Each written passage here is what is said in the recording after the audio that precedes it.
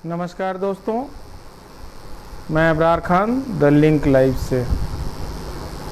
आज हम लोग चर्चा करेंगे एडिटर गिल्ड्स ऑफ इंडिया ने एक फैक्ट चेक किया है और वो फैक्ट चेक किया है मणिपुर की जो जाति हिंसा हुई है उस हिंसा का उन्होंने फैक्ट चेक किया है। इस पर हम लोग चर्चा करेंगे और ये रिपोर्ट 2 तारीख को एडिटर्स गिल्ड्स ऑफ इंडिया ने अपनी पत्रिका में इसको छापा है और इसके बारे में जानकारी हम लोगों को होना बहुत ज़रूरी है कि आखिर वहाँ हुआ क्या है और उन्होंने अपने फैक्ट चेक में क्या पाया है। तो हम लोग इस पे बात करते हैं। इसमें बताया गया है कि मीडिया मैतेई समुदाय और कुकी अल्पसंख्यक के बीच चल रहे जातीय संघर्ष में पक्षपातपूर्ण भूमिका निभा रही थी और बताया गया कि 12 जुलाई 2023 को जब संघर्ष 2 महीने से अधिक समय से चल रहा था, ईजीआई को भारतीय सेना की 3री कोर मुख्यालय से एक लिखित शिकायत मिली। तो जो एक लिखित शिकायत मिली उस पे आगे क्या हुआ हम लोग इस पे चर्चा करते हैं। और देखिए क्या है कि वहाँ पर जिस तरह से हिंसा हुई और वो हिंसा लगभग 3 महीने से चल रही है, अभी पूरी तरह से ख़त्म नहीं हुई। तो इस रिपोर्ट के कुछ मायने बनते हैं और उसको समझना बहुत ज़रूरी है कि राज्य सरकार के द्वारा क्या एक्शन हुआ और केंद्र सरकार ने उसमें अपनी क्या भूमिका निभाई और वहाँ के लोकल समुदाय के बीच में किस तरह का वातावरण रहा। तो उसमें लिखित शिकायत मिली उनको, जिसमें मणिपुर में मीडिया के विशिष्ट उदाहरणों का हवाला देते हुए सुझाव दिया शांति नहीं आने देने में प्रमुख भूमिका जो निभा रहा है वो मीडिया निभा रहा है। आउटलेट के तथ्यों की पूरी तरह से गलत व्याख्या कर रहे हैं। इस प्रक्रिया में मीडिया का एक समुदाय के पक्ष में पूर्वाग्रह के रूप में आगे की हिंसा भड़काने में प्रमुख योगदानकर्ताओं में से एक हो सकता है और दूसरे समुदाय के खिलाफ उनकी रिपोर्ट में स्पष्ट रूप से ये बात निकल कर आती है। तो अब आप इससे समझ सकते हैं कि मीडिया का जो तरीका था, जो उसका काम करने का तरीका था, वो संदिग्ध बताया गया है इसमें, ठीक है ना। तो जब मीडिया का ही ऐसी स्थिति में संदिग्ध स्थिति निकल के आती है तो सोचने का विषय बनता है कि आखिर क्या हो रहा है। और मीडिया ने फर्जी खबरें फैलाने के अन्य मामले में सुश्री सीमा सहित 3 सदस्यीय टीम रहते थे। ऐसा लगता है कि गुहा, श्री भारत भूषण और श्री संजय कपूर को राज्य में मीडिया रिपोर्ट की जांच के लिए मणिपुर भेजा गया था। टीम ने 7 से 10 अगस्त तक मणिपुर का दौरा किया। इसके संदर्भ की शर्तें मीडिया द्वारा हिंसा की रिपोर्टिंग की जांच करना था। यह जांचना था कि क्या मीडिया वास्तव में पक्षपातपूर्ण और विभाजनकारी था, जैसा कि कई लोगों ने आरोप लगाया था। यह समझने और दस्तावेज करने के लिए कि कैसे मीडिया की कवरेज ने दरारों को गहरा किया और इंटरनेट शटडाउन का प्रभाव मीडिया के कार्य की क्षमता पर। टीम ने विभिन्न वर्गों के पत्रकारों, संपादकों, एडिटर्स गिल्ड्स के प्रतिनिधियों से मुलाकात की। यूनियन, नागरिक समाज कार्यकर्ता, सामाजिक बुद्धिजीवी, हिंसा से प्रभावित महिलाएं, आदिवासी प्रवक्ता और मणिपुर में सक्रिय सुरक्षा बलों के प्रतिनिधियों ने उनसे मुलाकात की। जाति संघर्षों का सामाजिक और राजनीतिक संदर्भ। मणिपुर में जाति संघर्ष के कारणों से मीडिया के व्यवहार को समझना मुश्किल होगा। 3 मई को हिंसा भड़कने से बहुत पहले मणिपुर के आदिवासी तनाव, विशेष रूप से बहुसंख्यक मैतेई समुदाय और नागरिकों के बीच पहले से ही अपने उबलते बिंदु पर पहुंच रहे थे, यानी बहुत ही चरम सीमा पे पहुंच रहा था। ऐसा लगता है कि राज्य सरकार ने कई पक्षपातपूर्ण बयानों और नीतिगत उपायों के माध्यम से कुकी के खिलाफ बहुमत के गुस्से को बढ़ावा दिया है। उदाहरण के लिए राज्य के नेतृत्व ने बिना किसी विश्वसनीय डेटा या सबूत के कुकी आदिवासियों के पूरे समुदाय को अवैध, अप्रवासी और विदेशी करार दिया। इस तथ्य के बावजूद कि 1901 से 2011 तक की 10 की जनगणना में गैर नागा अन्य अल्पसंख्यक आदिवासी समुदाय हैं, वहाँ के जनजातीय आबादी में कोई असामान्य वृद्धि नहीं देखी गई। तथ्य यह है कि म्यांमार में सैन्य तख्ता पलट हुआ था, जिसके कारण लगभग बाढ़ आ गई थी। मिजोरम में 40,000 शरणार्थियों और कथित तौर पर मणिपुर में लगभग 4,000 शरणार्थियों का इस्तेमाल सभी कुकी को अवैध अप्रवासी के रूप में ब्रांड करने के लिए किया गया था। इसे संसाधनों पर दबाव के रूप में प्रस्तुत किया गया, लेकिन यह राजनीतिक स्थान के लिए एक युद्ध भी था, जिसमें सरकार के मैतेई नेतृत्व ने अपनी राजनीतिक स्थिति को मजबूत करने के लिए बाहरी लोगों को डर का उपयोग किया गया था। इसके अलावा 1972 के पहाड़ी क्षेत्र समिति अधिनियम के निर्धारित प्राथमिकता का पालन किए बिना वीरेंद्र सिंह सरकार ने शांतिपूर्ण स्थापना की।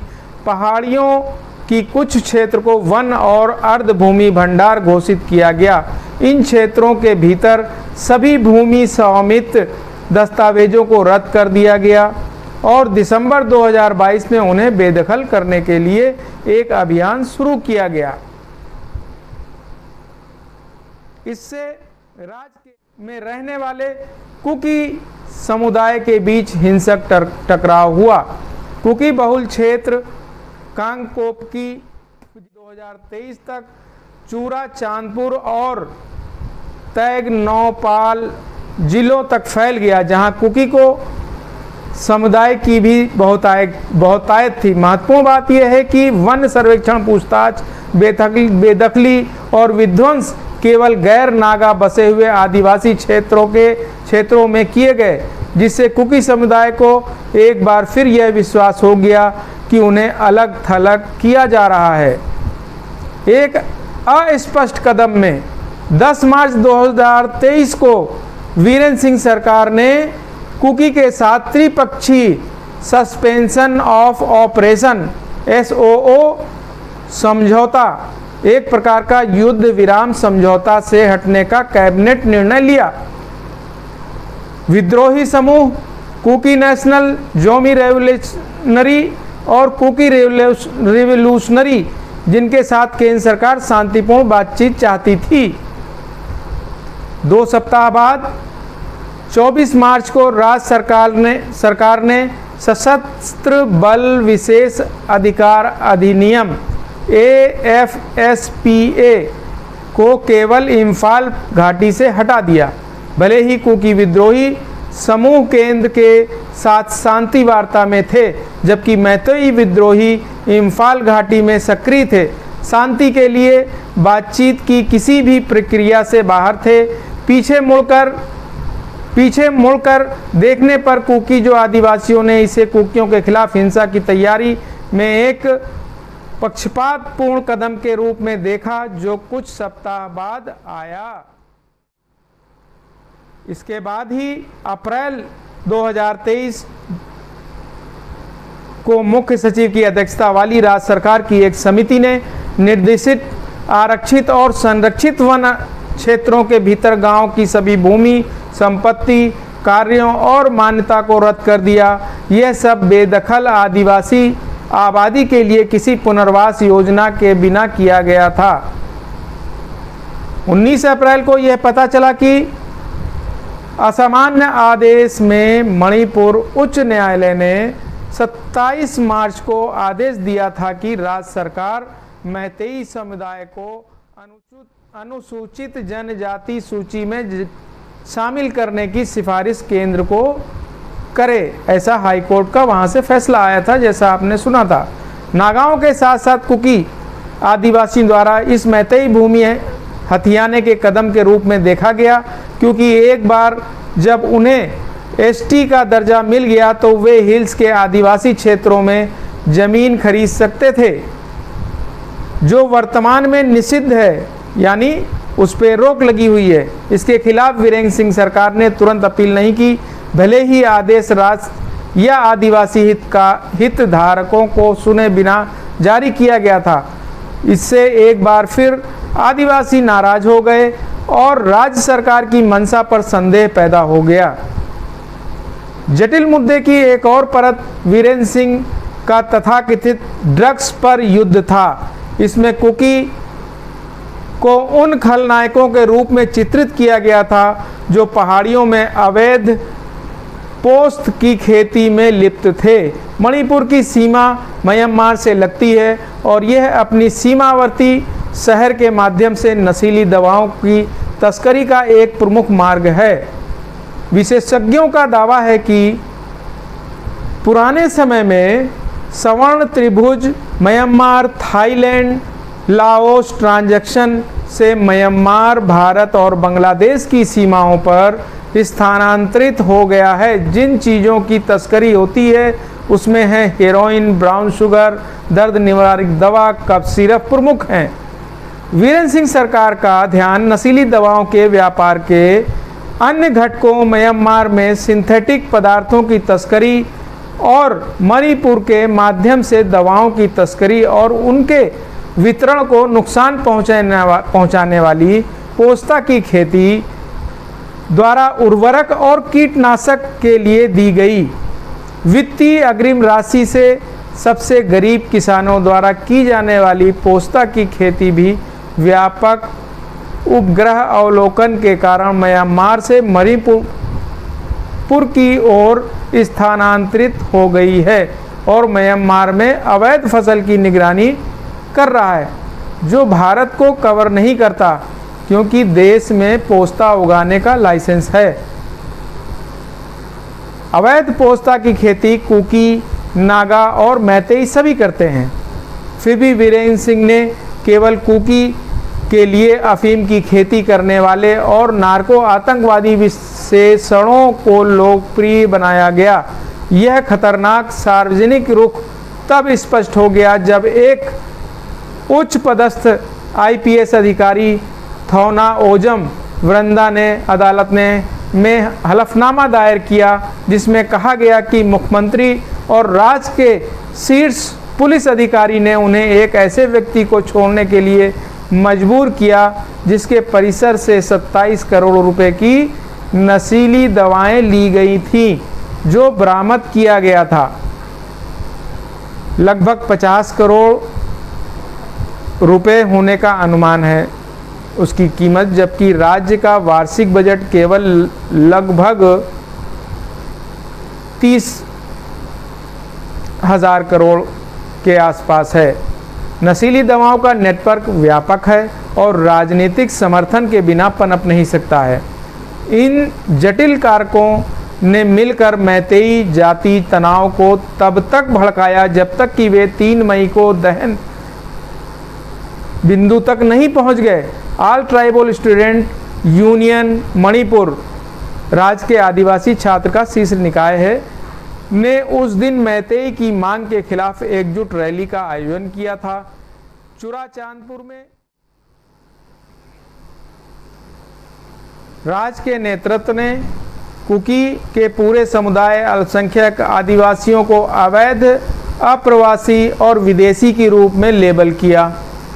कुकी ने कोई भी विश्वसनीय डेटा या सबूत साझा नहीं किया। ऐसा कह करके एक अप्रत्याशित कदम में 10 मार्च 2023 को वीरेंद्र सिंह सरकार ने कुकी विद्रोही समूह कुकी नेशनल के साथ में त्रिपक्षीय सस्पेंशन ऑफ ऑपरेशन एसएसओ समझौता से हटने का कैबिनेट निर्णय लिया।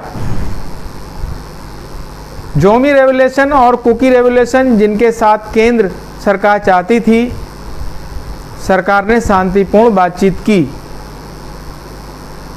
3 मई की रात को मैती बहुल क्षेत्रों में कुकी जो चर्च घर और अन्य संपत्ति लगभग पूरी तरह से नष्ट हो गई, इसके साथ ही इम्फाल घाटी में पुलिस शस्त्रागार को लूट लिया गया, कर्फ्यू लगा दिया गया और इंटरनेट सेवा बंद कर दी गई।